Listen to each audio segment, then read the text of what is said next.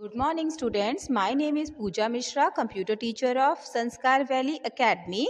Students, today we are going to learn chapter 8, problem solving, algorithm and flowchart. Okay, in this chapter we are going to learn how to analyze the task, how to make a simple algorithms and how to make a flowchart. Okay, so let's start this chapter.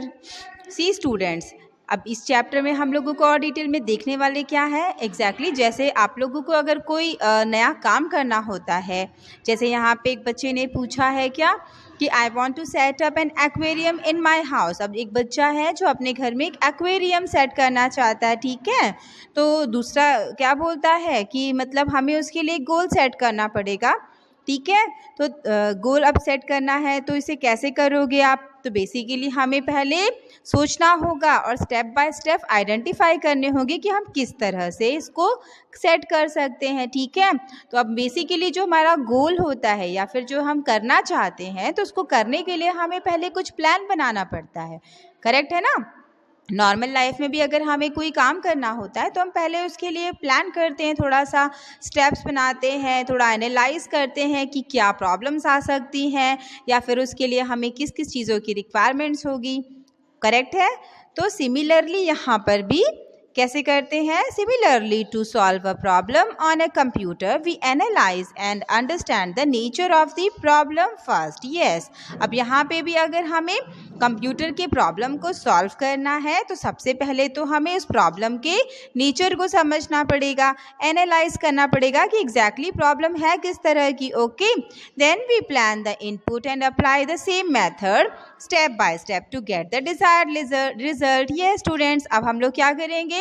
हम लोग input plan करेंगे कि हम लोग क्या क्या इस्तेमाल कर सकते हैं इस प्रॉब्लम को सॉल्व करने के लिए। ओके, और इनपुट प्लान करने के बाद हम उसे स्टेप बाय स्टेप मैनर में फॉलो करेंगे या फिर उसको स्टेप बाय स्टेप मेथड में अप्लाई करेंगे और क्या मिलेगा उससे? हमें अपना रिक्वायर्ड रिजल्ट मिलता है। Okay, as we know that a computer understand the instruction given its language, the instruction given to a computer form input.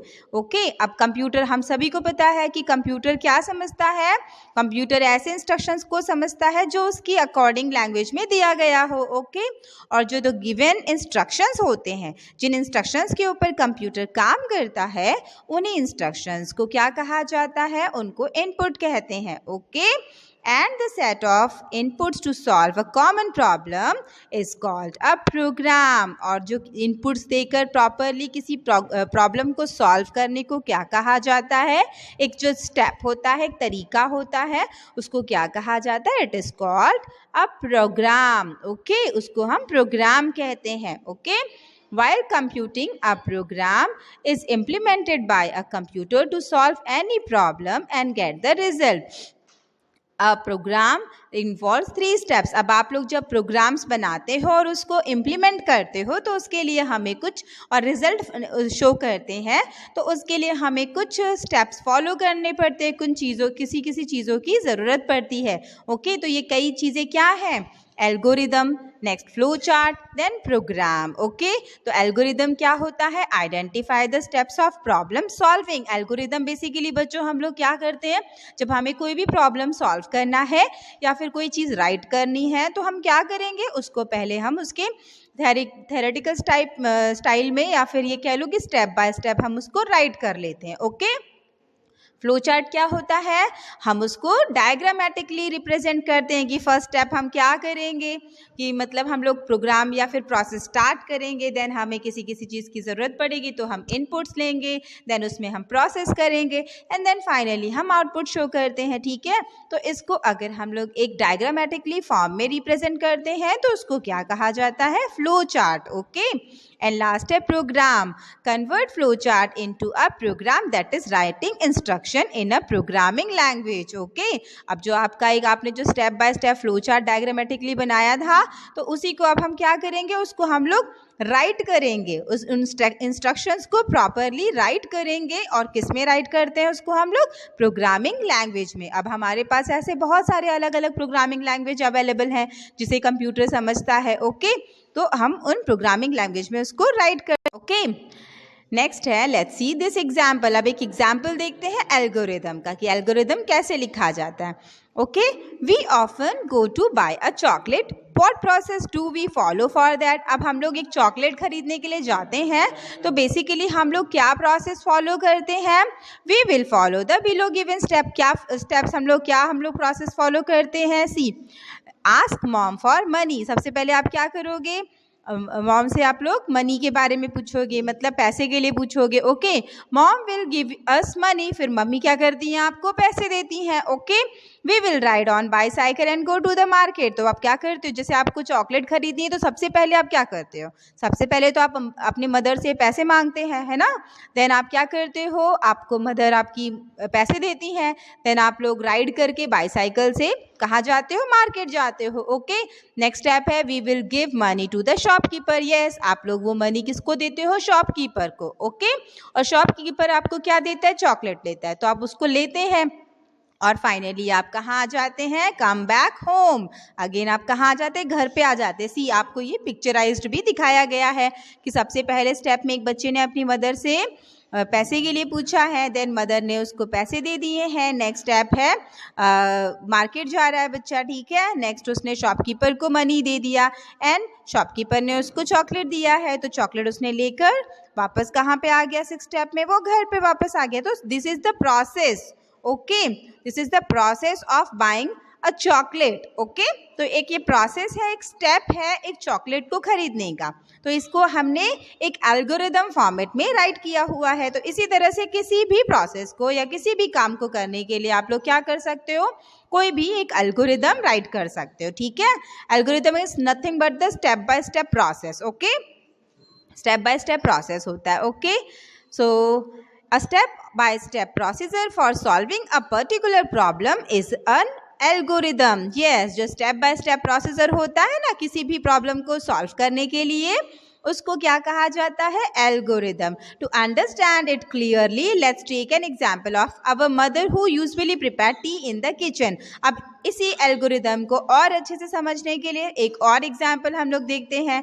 क्या है ये example, mother कुक कर रही है, क्या बना रही है, प्रिपेयर कर रही है tea. Okay, so first step क्या होगा, mother take a tea leaves, milk, sugar and water. सबसे पहले मदर ने क्या किया, सारे इनपुट्स जो थे या उनको इंग्रेडिएंट्स कह सकते हो, वो सब एक साथ कंबाइन कर लिया, ठीक है। क्या क्या लिया, take a tea leaves, milk, sugar and water. Then क्या किया उन्होंने, next step boils water, water को बॉईल कर दिया। Okay, when water boil she put in the tea leaves. जब बॉईल होने लग गया पानी तो क्या किया उन्होंने, उसमें टी लीव्स डाल दिए। Okay, let it boil for few minutes, उसको उन्होंने और कुछ देर तक बॉईल करने दिया। Add sugar and little milk, उसके बाद उसमें शुगर डाला है एंड थोड़ा सा मिल्क डाला है। T is ready. So what is this, this is the process of making a tea. Okay, and the step by step procedure is called the algorithm of preparing a tea. Okay students, तो इसी तरह से आप कोई भी algorithms बना सकते हो। Okay, अब advantages क्या होते हैं algorithms के, algorithm makes the problem solving easy to read and understand. Yes, अब अगर हम लोग कोई भी काम के लिए पहले एक algorithm बना लेते हैं तो उससे क्या होता है, हमारी प्रॉब्लम सॉल्व करने में आसानी हो जाती है। ओके, और हमें अच्छे से समझ में भी आता है कि हमें क्या क्या फॉलो करना है। Okay, it helps to eliminate any error in our problem solving logically. और अगर हम इसी तरह से कोई प्रोग्राम बनाते हैं, इसी स्टेप को, इसी एल्गोरिदम को फॉलो करते हुए कोई प्रोग्राम बनाते हैं, तो जो हमारे प्रॉब्लम्स होते हैं, जो हमारे प्रोग्राम्स होते हैं, उनमें एरर्स भी नहीं आते हैं। ओके, उन्हें सॉल्व करना बहुत आसान हो जाता है। It is not dependent on any particular computer language. Yes, अब आपको इसके लिए कोई स्पेशल लैंग्वेज में राइट करने की ज़रूरत नहीं है। You can write in your English language. Okay, it can be easily converted into flow charts and then into computer program. Yes, अब आपको अगर इसी को एक फ्लो चार्ट में बनाना है step by step, so it is very easy and even you can create और convert it into program also. Okay, so ये बहुत ईजी कर देता है हमारे प्रोग्राम के लिए। Okay, next is the rules for writing algorithms. अब एल्गोरिदम्स राइट करने के लिए कुछ रूल्स फॉलो करने चाहिए, और वो रूल्स क्या होते हैं, always give statement number as step 1, step 2 etcetera. Yes, always give students, हमेशा जब भी आप एल्गोरिदम राइट करेंगे तो आप हर स्टेप का एक नंबर प्रोवाइड करेंगे। Okay, always begin the algorithm with start. Okay, अब आप लोग जब भी एल्गोरिदम स्टार्ट करते हो या शुरू करते हो लिखना तो हमेशा स्टार्ट से ही शुरू करना है. Okay, right the statement brief and clearly. Yes, आप लोग जो भी लिख रहे हो तो ऐसा नहीं कि एक स्टोरी लिखना है आपको, उसको इस तरह से लिखना है कि ब्रीफ शॉर्ट में लिखना है कि आपको नेक्स्ट स्टेप करना क्या है. ओके, एंड ऐसा हो कि वो क्लियर हो, समझ में आए. नेक्स्ट है always right stop at the end of the algorithm.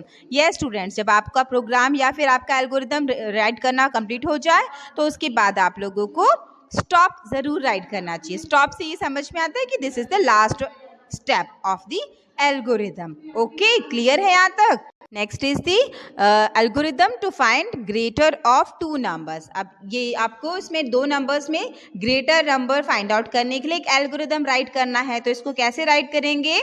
First step is start, then step 2 take two numbers. Yes, अब आपको अगर फाइंड आउट करना है ग्रेटर तो obviously you have to require two numbers. Okay, तो आप लोगों को दो नंबर्स लेने पड़ेंगे. Then compare these two numbers. If A greater than B then go to step 4, else go to step 6. See, अगर a greater than b है, a और b दोनों नेम्स है जिनके अंदर दो नंबर्स है. ठीक है बच्चों, ये ध्यान रखना. a और b एज अ वेरिएबल काम कर रहे हैं यहाँ पे. तो a is greater then b. अगर a बड़ा है b से तो क्या होगा? स्टेप 4 पे जाएंगे. स्टेप 4 का मतलब क्या है कि print a if greater. Okay, मतलब a को आप लोग प्रिंट कर देंगे. ओके, कि a ग्रेटर है. और गो टू स्टेप 8. और अगर आपका ये फॉल्स में चला जाता है तो आप क्या कर दोगे? Print b if greater. Okay, तो आप क्या करोगे? सी स्टूडेंट्स, अगर a ग्रेटर है आपको पता चल जाता है तो इंस्टेंट b को वो चेक करने की ज़रूरत ही नहीं पड़ेगी.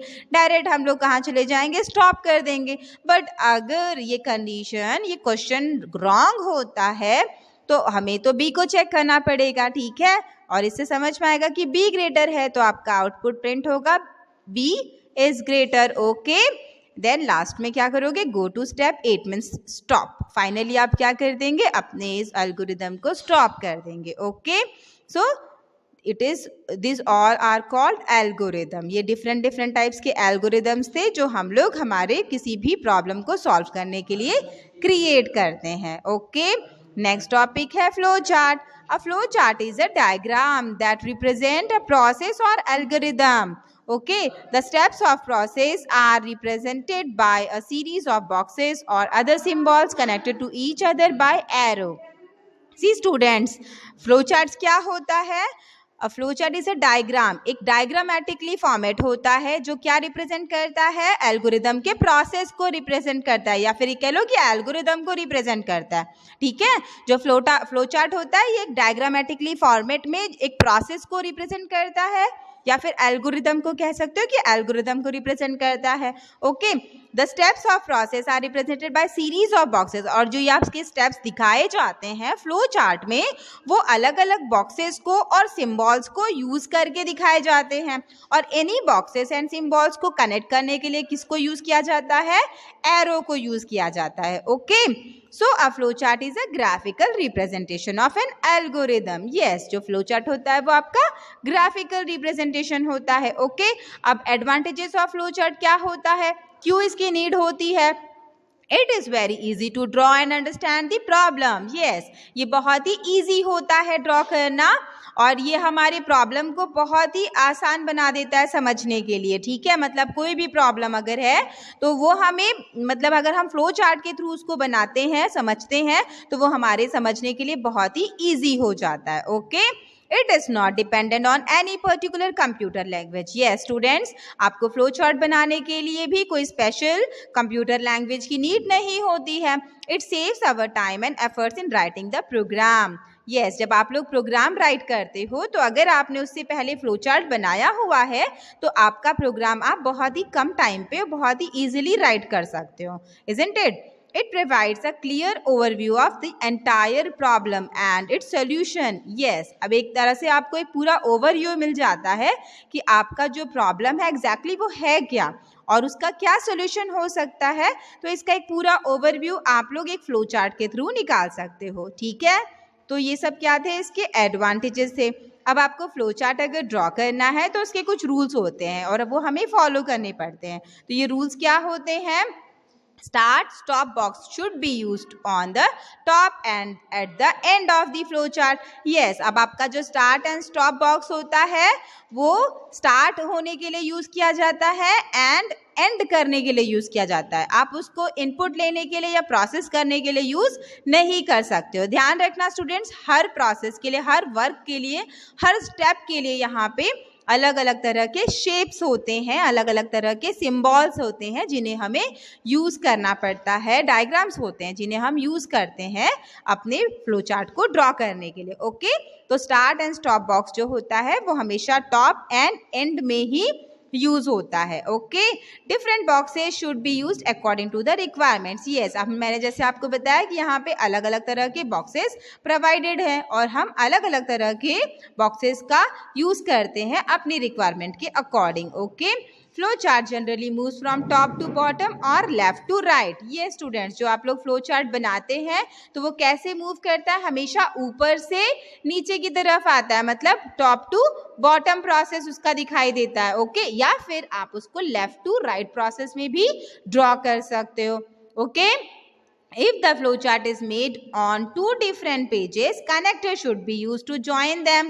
ओके, जैसे स्टूडेंट्स आप लोग क्या करते हो, जब आप टेस्ट पेपर राइट करते हो तो आपका अगर आधा आंसर एक पेज पर रह गया, कंप्लीट नहीं हुआ, नेक्स्ट पेज पर अगर आपने आधा उसका कंप्लीट किया है तो आप हमेशा क्या करते हो, एक एरो लगा देते हो. करेक्ट है ना, मतलब नेक्स्ट पेज पर उसका कंटिन्यूटी दिखाने के लिए. तो वैसे ही यहाँ पर भी जब आप कोई फ्लो चार्ट ड्रॉ करते हो, ड्रॉ करते वक्त अगर आपका पूरा पेज फिल हो जाता है और आपका फ्लो चार्ट डायग्राम कंप्लीट नहीं हुआ होता है तो हम क्या करते हैं, नेक्स्ट पेज पर उसको कनेक्ट करने के लिए कनेक्टर यूज करते हैं. और अगर ये कनेक्टर हम यूज नहीं करेंगे तो हमारा फ्लो चार्ट रॉन्ग कहलाएगा. ओके, तो हमें वहाँ पे कनेक्टर यूज करना कंपल्सरी है ज्वाइन करने के लिए. ओके, सो अब ये क्या है, let us know about some of the shapes used in a flow chart. अब ये कुछ शेप्स हैं जो हमारे फ्लो चार्ट में यूज किए जाते हैं. ओके, तो कौन कौन से हैं ये symbols and shapes? Flow chart symbols and their names. अब सबसे पहला क्या है, एलिप्स, इसको कहते हैं स्टार्ट स्टॉप सिंबल या फिर इसको टर्मिनल बॉक्स भी कह सकते हैं. सी स्टूडेंट्स, इसका शेप आप सब देख रहे हो ना, ज्योमेट्रिकल शेप इसका किस तरह से होता है और इसे कैसे यूज किया जाता है. Ellipse is use to indicate the start and end of the flow chart. आपके फ्लो चार्ट के स्टार्ट और एंड को इंडिकेट करने के लिए, शो करने के लिए इस ज्योमेट्रिकल शेप का यूज किया जाता है. Okay, start written in the ellipse indicates the beginning of a flow chart. End or stop और exit written in the ellipse indicates the end of the flow chart. See students, जब आप सबसे पहले start कर रहे होते हैं इस ज्योमेट्रिकल शेप के साथ तो इसके अंदर आप लोग स्टार्ट लिखते हो. ठीक है, इसके अंदर आप क्या लिखते हो, स्टार्ट लिखते हो. और जब ये आपका एंड हो रहा होता है, फिनिश हो रहा होता है, तो फिनिश के टाइम पे आप इसके अंदर एंड लिखते हैं या फिर स्टॉप लिख सकते हो या फिर एग्जिट लिख सकते हो. Isn't it? नेक्स्ट है पैरेललोग्राम. इसको हम लोग इनपुट आउटपुट बॉक्स भी कहते हैं. ठीक है, parallelogram is use to read data input और टू प्रिंट डेटा. इसका क्या यूज होता है, अगर आपको रीड करना है डेटा को, मतलब आप इनपुट लेना चाहते हो, अगर कंप्यूटर के थ्रू इनपुट लेना चाहते हो या फिर यूजर से कोई इनपुट लेना चाहते हो तो इनपुट लेने के लिए, और दूसरा आप आउटपुट शो करना चाहते हो तो इनपुट लेने के लिए एज वेल एज आउटपुट को प्रिंट करने के लिए इनपुट आउटपुट बॉक्स का यूज किया जाता है. पैरेललोग्राम भी कहते हैं इसको. ओके, नेक्स्ट है rectangle. A rectangle is use to show the processing that takes place in the flow chart. इसका क्या यूज होता है, ये प्रोसेसिंग को दिखाता है. फॉर एग्जांपल, अब जैसे मैंने आपको इनपुट का एग्जांपल देती हूँ कि आपने इनपुट ले लिया रीड ए एंड बी. ठीक है, या फिर आपने ले लिया टू नंबर्स 15 एंड 20.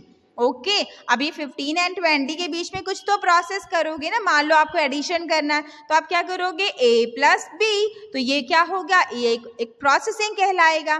ठीक है, और इस प्रोसेस को करने के लिए आप कौन सा बॉक्स यूज कर सकते हो, रेक्टेंगल बॉक्स. ओके, इसको प्रोसेस बॉक्स कहते हैं.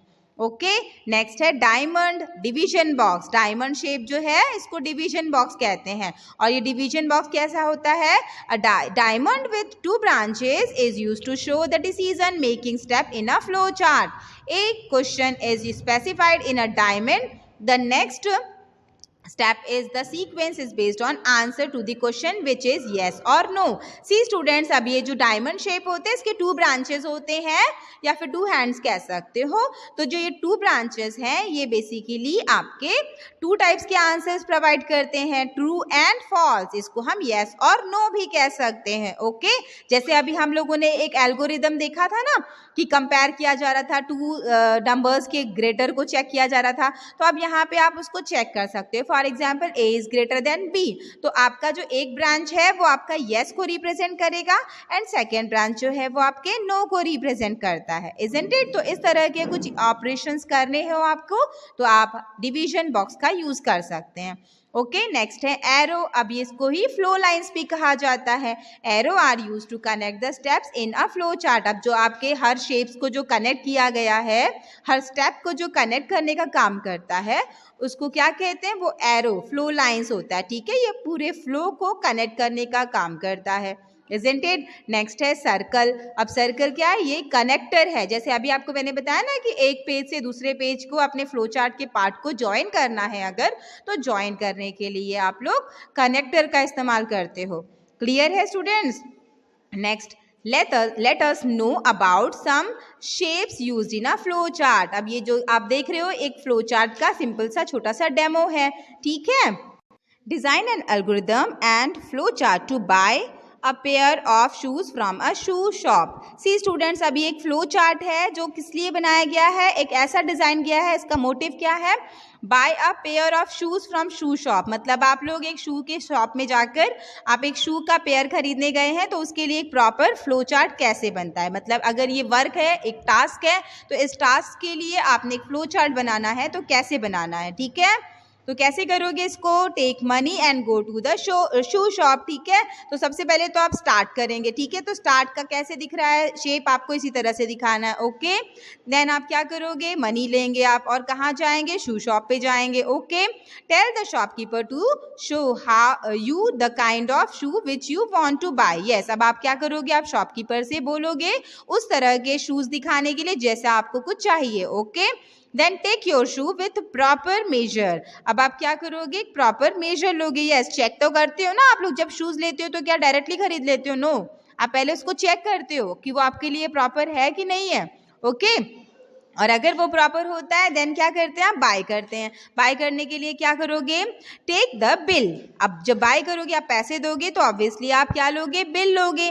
पे the money to the cashier. Yes, अब आप लोग क्या करोगे? आप बिल लोगे, देन आप देखोगे उसमें कितना मनी लिखा है और आप उसको कैशियर को दे दोगे. ठीक है, take the balance if any. और अगर आपने कुछ एक्स्ट्रा दिया है तो ऑब्वियसली आप उससे मनी रिटर्न लेंगे. ठीक है, balance money. Finally you get the pair of shoes. Finally आपको क्या मिल गया? एक पेयर शूज आपके हाथ में आ गया, आपको मिल गया. ठीक है, और आपका जो टास्क है वो फुलफिल हो गया. तो हम लोग लास्ट में क्या करेंगे? स्टॉप करेंगे. ठीक है, सो इन जो आपका यहाँ पे राइट साइड में लेफ्ट साइड में दिया हुआ है, this is called the algorithm. ये आपका एल्गोरिदम है और इसी के ऊपर एक राइट साइड में क्या बना है? फ्लो चार्ट फॉर्मेट बना है. ठीक है स्टूडेंट्स, तो इसी तरह से algorithm and flow chart draw किया जाता है. Okay students, so here our chapter is finished and I hope you all understood this chapter properly. Students, if you get any problem related to this chapter, then we will discuss at the time of Zoom class. Okay students, so till that time, take care of yourself. We will meet in next video session with new chapter. Okay, bye bye.